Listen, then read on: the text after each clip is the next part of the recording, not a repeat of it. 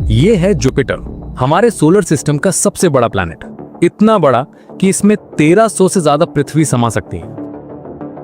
मगर पता है इस गैस जायंट के बारे में नासा ने अभी क्या डिस्कवर किया है? कुछ ऐसा जिसने साइंटिस्ट की नींद उड़ा दी है। ये है यूरोपा, जुपिटर का एक चांद। ऊपर से देखने में बिल्कुल एक फ्रोजन आइस बॉल जैसा, मगर नासा के साइंटिस्ट का कहना है कि इस बर्फ की सतह के नीचे एक पूरा का पूरा ओशन छुपा हुआ है। और सबसे क्रेजी बात पता है क्या है? इस ओशन में पानी की मात्रा पृथ्वी के सारे महासागरों से 2 गुनी हो सकती है। अब मुझे जब पहली बार इसके बारे में पता चला, आई वाज लाइक व्हाट, एक छोटे से चांद में इतना पानी। मगर यही तो साइंस की खूबसूरती है, जो दिखता है वो होता नहीं और जो होता है वो दिखता नहीं। चलो शुरुआत करते हैं बिल्कुल शुरू से।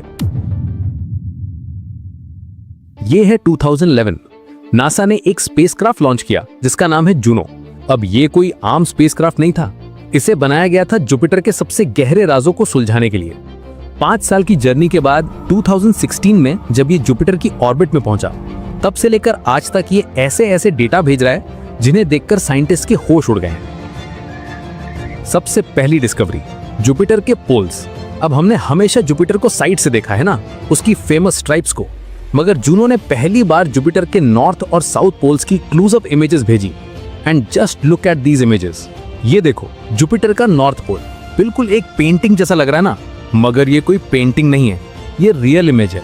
इन ब्लू और व्हाइट स्वर्ल्स को देखो, ये है साइक्लोन्स, हरिकेन्स की तरह, मगर इनका साइज पता है कितना है? एक एक साइक्लोन जितना बड़ा है जितनी पूरी की पूरी पृथ्वी। और सबसे इंटरेस्टिंग बात पता है क्या है? नॉर्थ पोल पर 8 साइक्लोन्स हैं जो एक परफेक्ट ऑक्टेगन शेप में अरेंज्ड है।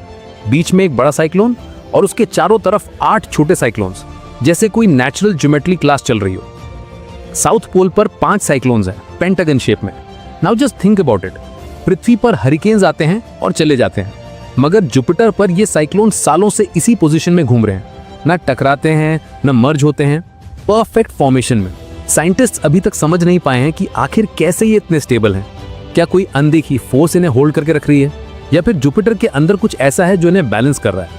और यहीं से शुरू होती है दूसरी माइंड ब्लोइंग डिस्कवरी। जुपिटर के अंदर क्या है?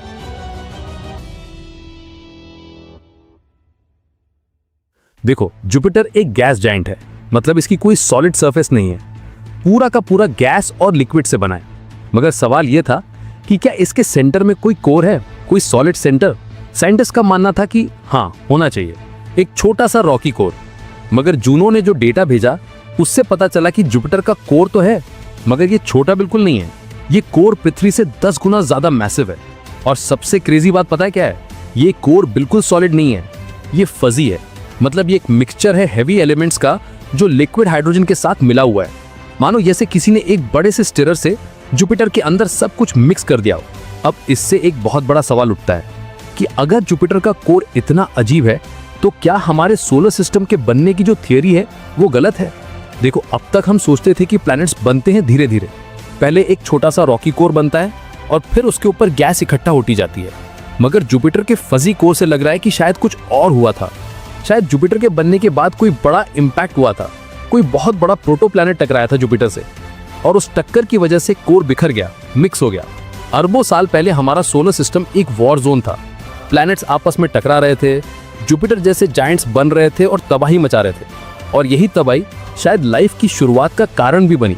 कैसे? चलो बात करते हैं तीसरी बड़ी डिस्कवरी की, जुपिटर के मून्स पर पानी। अब जुपिटर के 95 से ज्यादा मून्स हैं, मगर 4 मून्स बहुत ही स्पेशल हैं, आयो, यूरोपा, गैनीमेड और कैलिस्टो। इन्हें गैलीलियन मून्स कहते हैं क्योंकि इन्हें गैलीलियो ने डिस्कवर किया था। और इन चारों में सबसे इंटरेस्टिंग है यूरोपा। ये देखो यूरोपा की सरफेस को, बिल्कुल एक क्रैक्ड आइस जैसी दिख रही है ना, जैसे किसी ने एक बर्फ की प्लेट को तोड़ दिया हो। और सच में ऐसा ही है। यूरोपा की सरफेस एक 15 से 25 किलोमीटर मोटी आइस की परत है।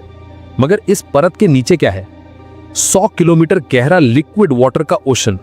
जी हाँ, एक पूरा का पूरा समंदर, सॉल्टी वाटर का जो लिक्विड है आज भी।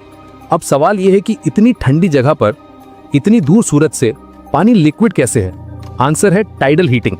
देखो, यूरोपा जुपिटर के बहुत करीब है और जुपिटर का ग्रेविटी इतना स्ट्रांग है कि ये यूरोपा को लगातार स्क्वीज करता रहता है, जैसे कोई स्ट्रेस बॉल को दबाता है ना।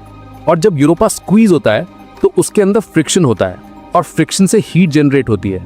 यही हीट यूरोपा के अंडरग्राउंड ओशन को लिक्विड रखती है। अब यहाँ पर सबसे एक्साइटिंग बात पता है क्या है? पृथ्वी पर जहाँ पानी है वहाँ लाइफ है।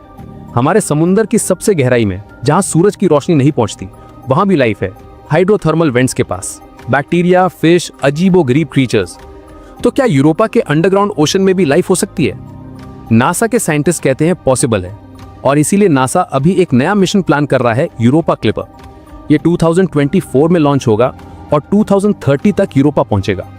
इसका काम होगा यूरोपा की सरफेस को स्कैन करना, उसके ओशन की डेप्थ मापना और देखना कि क्या वहां लाइफ के संकेत मिल सकते हैं। अब यूरोपा अकेला नहीं है, गैनीमीड और कैलिस्टो पर भी अंडरग्राउंड ओशंस होने के संकेत मिले हैं।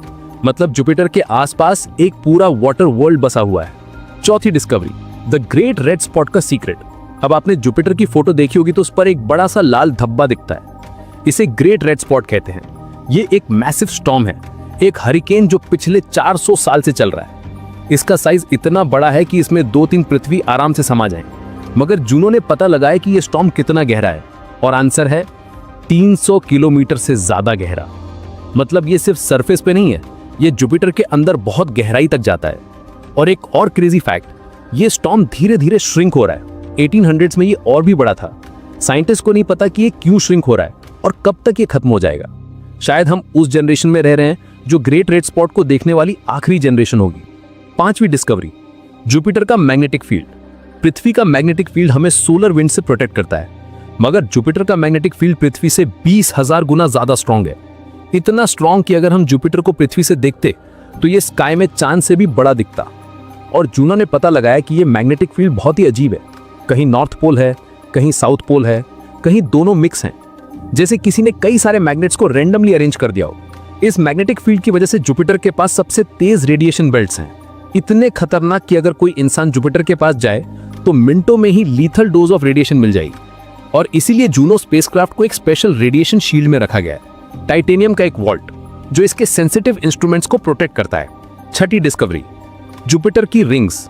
अब हम सब जानते हैं सैटर्न की रिंग्स के बारे में, मगर पता है जुपिटर की भी रिंग्स है। हाँ, बहुत फेंट, बहुत पतली रिंग्स। इन्हें 1979 में वॉयेजर 1 ने डिस्कवर किया था, मगर जूनो ने इन रिंग्स को डिटेल में स्टडी किया। ये रिंग्स बनी है छोटे छोटे डस्ट पार्टिकल से, जो जुपिटर के छोटे मून से आते हैं। जब माइक्रोमीटियोराइट्स इन मून से टकराते हैं तो डस्ट उड़ती है और रिंग्स बनाती है। अब गाइस, यहां तक तो हमने बात की साइंटिफिक डिस्कवरीज की, मगर असली सवाल तो ये है कि ये सब हमारे लिए क्यों इंपॉर्टेंट है। चलो थिंक करते हैं। नंबर 1, जुपिटर हमारा प्रोटेक्टर है। जुपिटर इतना बड़ा है कि इसका ग्रेविटी एक शील्ड की तरह काम करता है। जब भी कोई एस्टेरॉइड या कॉमेट हमारी तरफ आता है, ज्यादातर बार जुपिटर उसे अपनी तरफ खींच लेता है या ऑर्बिट चेंज कर लेता है। 1994 में शूमेकर लेवी 9 नाम का एक कॉमेट जुपिटर से टकराया था। इंपैक्ट इतना बड़ा था कि इसे पृथ्वी से भी देखा गया। अगर वो कॉमेट पृथ्वी से टकराता तो शायद डायनासोर जैसी तबाही फिर से हो जाती। तो एक तरह से जुपिटर हमारी बॉडीगार्ड है। नंबर 2, जुपिटर हमें बताता है कि दूसरे सोलर सिस्टम्स कैसे काम करते हैं। अब तक हमने हजारों एक्सोप्लैनेट्स डिस्कवर किए हैं और कई सारे हॉट जुपिटर्स हैं, मतलब जुपिटर जैसे बड़े प्लैनेट्स जो अपने स्टार के बहुत करीब हैं। जुपिटर को स्टडी करके हम समझ सकते हैं कि ये दूसरे गैस जायंट्स कैसे बने, कैसे काम करते हैं। नंबर 3, लाइफ की खोज। यूरोपा, गैनीमीड, कैलिस्टो, ये वो जगहें हैं जहां पे हमें एलियन लाइफ मिल सकती है, शायद माइक्रोबियल लेवल पर, शायद कुछ बड़ा। और अगर हमें वहां लाइफ मिल गई तो ये प्रूफ होगा कि यूनिवर्स में लाइफ सिर्फ पृथ्वी पर नहीं है, ये एवरीवेयर हो सकती है। और नंबर 4, साइंटिफिक क्यूरियोसिटी। देखो, हम इंसान हैं, हमारे अंदर एक्सप्लोर करने की, जानने की भूख है। हम चांद पर गए, मंगल पर गए, और अब हम जुपिटर को समझ रहे हैं। ये सिर्फ साइंस नहीं है, ये हमारी आइडेंटिटी है। हम एक्सप्लोरर्स हैं।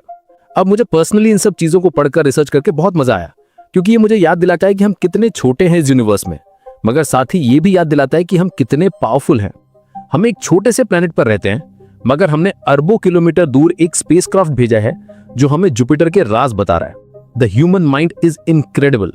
और यही तो मैं आपको बताना चाहता हूं, साइंस सिर्फ बुक्स में पढ़ने की चीज नहीं है, ये हमारे चारों तरफ है, हमारे ऊपर आसमान में है। बस जरूरत है एक क्यूरियस माइंड की, एक सवाल पूछने की हिम्मत की। Stay curious, stay human. जय हिंद।